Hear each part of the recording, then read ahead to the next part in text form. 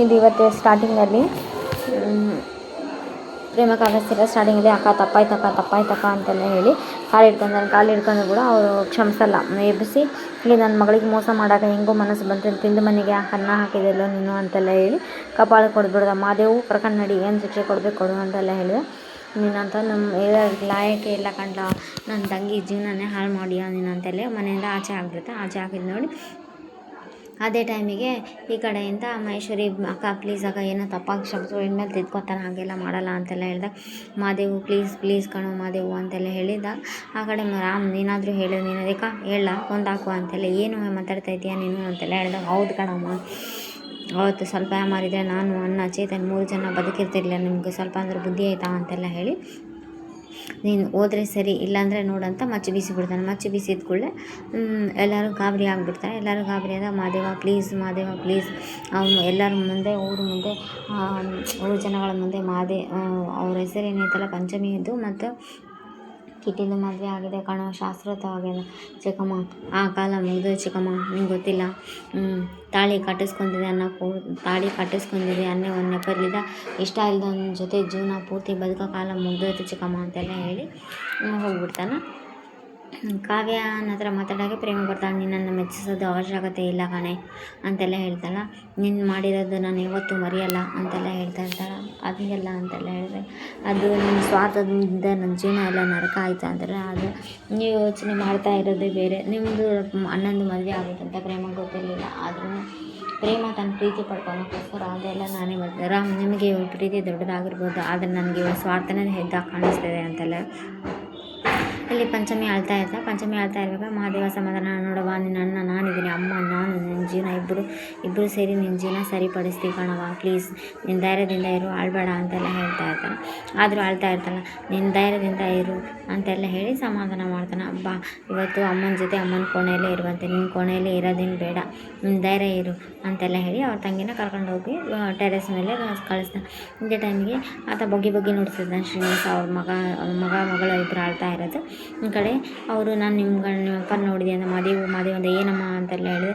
ನಾನು ನಿಮ್ಮಪ್ಪನ ನೋಡಿದೆ, ಸುಮ್ಮನೆ ಕಣಮ್ಮ, ಸತ್ತೋಗಿ ಆ ವ್ಯಕ್ತಿ ನಮ್ಮ ಜೀವನದಲ್ಲಿ ಬರೋದೇ ಬೇಡ, ಇಲ್ಲ ಕಣೋ ನಾನು ನಿಜ ನೋಡಿದ್ದೀನಿ ಅಂತೆಲ್ಲ ನೀನು ಭ್ರಮೆದಲ್ಲಿ ಇರಬೇಡ ಅಂತೆಲ್ಲ ಹೇಳಿ ಬೈದ್ಬಿಡ್ತಾನೆ. ಭ್ರಮೆದಲ್ಲಿ ಇರಬೇಡ ಅಂತೆಲ್ಲ ಹೇಳಿ ಬೈದಾಗ ಇಲ್ಲ ಕಣೋ ನನ್ನ ಭ್ರಮೆ ಎಲ್ಲ ನಿಜ ಅಂತೆಲ್ಲ ಹೇಳ್ತಾ ಇದ್ದೆ. ಆಮೇಲೆ ಇಲ್ಲಿ ಇವರು ಫೋಟೋ ಹಿಡ್ಕೊಂಡು ಆಳ್ತಾ ಇರಬೇಕಾದ್ರೆ ಕಾವ್ಯ ಬಂದು ಅತ್ತೆ ಊಟ ಮಾಡಿ ಬನ್ನಿ ಅಂತ. ಯಾವ ಊಟ ಬೇಡ ಏನು ಬೇಡಮ್ಮ ನಾನು ಅಂತೆಲ್ಲ ಹೇಳಿ ಫೋಟೋ ತೋರಿಸ್ತಾ. ಯಾರಿಗೂ ಫೋಟೋ ಮುಚ್ಚಿಟ್ಕೊಂಡ್ಬಿಡ್ತಾ ಅದು ಮತ್ತು ಇನ್ಕಿ ನೋಡ್ತಾ ಇರ್ತಾರೆ ಶ್ರೀನಿವಾಸ ಅವರು ಇನ್ಕಿ ನೋಡ್ತಾ ಇರ್ಬೇಕಾದ್ರೆ ಈ ಕಡೆಯಿಂದ ಮಾವ ಅದು ಅಂತೆಲ್ಲ ಹೇಳಿದಾಗ ಬೇಡ ಕಣಮ್ಮ, ನಾನು ನನ್ನ ಮಕ್ಕಳಿಗೂ ಫೋಟೋ ತೋರಿಸಿಲ್ಲ ಅಂತೆಲ್ಲ, ಬೇಡ ಕಣಮ್ಮ ಆ ಫೋಟೋ ನೋಡೋ ಆಸಕ್ತಿ ನಮಗೂ ಇಲ್ಲ ಅಂತ ನಾಲಾಯಕ ನನ್ನ ಮಗ ಗಂಡ, ನೀನು ಮಾತ್ರ ಅಷ್ಟು ಪ್ರೀತಿ ಮಾಡ್ತೀಯ, ಆ ಯಪ್ಪ ನಿನ್ನ ಪ್ರೀತಿನೇ ಮಾಡಲ್ಲ, ನಿನ್ನೂ ಮದುವೆ ಮಾಡಿ ನಿನ್ನನ್ನು ನಡು ನೀರಲ್ಲಿ ಕಾಯ್ಬಿಟ್ಟು ದಾಮಿನಿ ಚಿಕ್ಕಮ್ಮನ ಮದುವೆ ಆಗಿ ದಾಮಿನಿ ಚಿಕ್ಕಮ್ಮನ ನಡು ನೀರಲ್ಲಿ ಕಾಯ್ಬಿಟ್ಟಾನ ಅಪ್ಪ ಅನ್ನಿಸ್ಕೊಳಕ್ಕೆ ನಾಲಾಯಕ ಕಣಮ್ಮ, ನಡು ನೀರಲ್ಲೇ ಬಿಟ್ಟು ನನಗೆ ಯಾವತ್ತೂ ನೆಮ್ಮದಿಯಿಂದ ಇರಲ್ಲ ನನಗೆ ಏನೇನೋ ಎಲ್ಲ ಬೈತಾ ಇರ್ಬೇಕಾದ್ರೆ ಶ್ರೀನಿವಾಸ್ ಅವರು ತುಂಬ ಅಂದರೆ ತುಂಬ ಅಳ್ತಾ ಇರ್ತಾರೆ. ಸುಮ್ಮನೆ ಇರು ಅಂತೆಲ್ಲ ಹೇಳಿದಾಗ ಎಷ್ಟೇ ಯಾರು ಏನೇ ಕಾವ್ಯ ಹೇಳಿದರೂ ಸುಮ್ಮನೆ ಇರಲ್ಲ. ಅದು ಅವರು ಕಲ್ಯಾಣಿ ಅವರು ಹೇಳಿದ್ರು ಯಾರು ಏನು ಹೇಳಿದ್ರು ಮಾದೇವನ ಕೋಪ ತುಂಬ ಜಾಸ್ತಿ ಆಗಿರುತ್ತೆ. ಆದ್ರೂ ಸುಮ್ಮನೆ ಕಣಮ್ಮ, ಪ್ರಪಂಚಕ್ಕೆ ಆ ಯಪ್ಪ ನಿಂಗೆ ಗೊತ್ತಿಲ್ಲ ಕಾವ್ಯ, ನಮ್ಮಪ್ಪ ಬಿಟ್ಟೋದಾಗ ನಮ್ಮಮ್ಮ ಸಮಾಜದ ಕೆಟ್ಟ ಕಣ್ಣು ದೃಷ್ಟಿಯಿಂದನೂ ಹಾಗೂ ನಮ್ಮನ್ನು ಎಷ್ಟು ಕಷ್ಟಪಟ್ಟು ಸಾಕಿದಾಳ ಬೆಳೆಸಿದಾಳ ಅನ್ನೋದು ನಮಗೂ ಮಾತ್ರ ಗೊತ್ತು ಅಂತೆಲ್ಲ ಹೇಳಿ ಕಾವ್ಯನ ಮುಂದೆ ಮಾತಾಡ್ತಿದ್ದೆ. ಬನ್ನಿ ಮಾವ ಊಟ ಮಾಡಿ ಬನ್ನಿ ಅಂತ ಪ್ರೇಮ ಕರೀತಾ ಇರ್ತಾಳೆ. ಕ್ಯಾರೆಟ್ ತಂದು ಬೇಡ ಕಣಮ್ಮ ಊಟ ಬೇಡ ಏನು ಬೇಡ ನೆಮ್ಮದಿನೇ ಇಲ್ಲ ಅಂತ ಹೇಳಿದೆ. ಇಲ್ಲ ಬಾ ಮಾವ ಪರಿಸ್ಥಿತಿ ಹಿಂಗೆ ಇರಲ್ಲ, ಸರಿ ಹೋಗುತ್ತೆ ಬನ್ನಿ ಅಂತ ಇಲ್ಲಿ ಕಾವ್ಯ ಅತ್ತೆಗೆ ಊಟ ಮಾಡ್ಸೋಕೆ ಪ್ರಯತ್ನ ಪಡ್ತಾರೆ. ಆ ಕಡೆ ಮಹಾದೇವ ಅವ್ರನ್ನ ಊಟ ಮಾಡ್ಸೋಕೆ ಇವ್ರು ಪ್ರೇಮ ಅವ್ರು ಶ್ರೀನಿವಾಸ ಊಟ ಮಾಡ್ಸೋಕೆ ಪ್ರಯತ್ನ ಪಡ್ತಾರೆ. ಆದರೆ ಯಾರಿಗೂ ಊಟ ಮಾಡ್ಸೋಕೆ ಹೋಗಿ ಆಗೋದೇ ಇಲ್ಲ, ಆಳ್ತಾನೆ ಇರ್ತಾ. ನೆಕ್ಸ್ಟ್ ಎಪಿಸೋಡ್ ಬರುತ್ತೆ. ನೆಕ್ಸ್ಟ್ ಎಪಿಸೋಡ್ ಸ್ಟಾರ್ಟಿಂಗ್ ಈ ಫೋಟೋ ನೋಡಿನೇ ನಮ್ಮಮ್ಮ ಆಳ್ತಾ ಇರೋದು, ಈ ಫೋಟೋ ಬೇಡ ಈ ಫೋಟೋನೇ ಸುಟ್ಟಾಕ್ಬಿಡ್ತೀನಿ ಅಂತೆಲ್ಲ ಹೇಳಿ ಫೋಟೋ ನೋಡಿ ಕಾವ್ಯ ಕೊನೆಗೂ ಸಿಕ್ಕಿತ್ತು ಆ ವ್ಯಕ್ತಿ ಫೋಟೋ ಅಂತೆಲ್ಲ ಹೇಳಿ ಬೆಂಕಿ ಹಚ್ಚಿಬಿಡ್ತಾರೆ.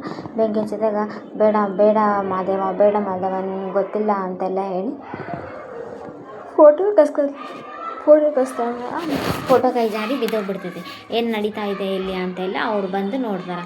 ಕಲ್ಯಾಣಿ ಅವ್ರು ಬಂದು ಶ್ರೀನಿವಾಸ ಅಪ್ಪಾಜಿ ಫೋಟೋ ಇದು ಅಂತ ಮಾದೇವ ನೋಡಿದಾಗ ಇದು ಶ್ರೀನಿವಾಸ ಅಪ್ಪಾಜಿ ಫೋಟೋ ಅದು ಅಮ್ಮ ಇವ್ರು ಯಾರಂದರೆ ಅವರೇ ಕಣೋ ನಿಮ್ಮಪ್ಪ, ನಿಮ್ಮ ತಂದೆ ಶ್ರೀನಿವಾಸು ಅಂತೆಲ್ಲ ಏನು ನಡೀತಾ ಇದೆ ಜಗಳ ಅಂತೆಲ್ಲ ಕೇಳಿದೆ.